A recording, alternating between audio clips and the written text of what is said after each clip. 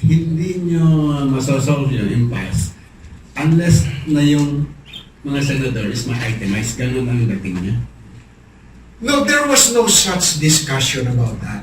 Ang sa amin, ang posisyon ng House ay ganito. Ever since the position of the Senate and the House is, meron kayong bahay. Ayusin nyo yung bahay nyo. Kami naman ay may bahay din. Ayusin din namin ang bahay namin. Sino hindi Pero sa nag-aayos ng bahay? pag-aayos ng bahay namin, huwag nyo kaming pakialaman dahil hindi namin kayo pinakikialaman kung inaayos nyo ang bahay nyo.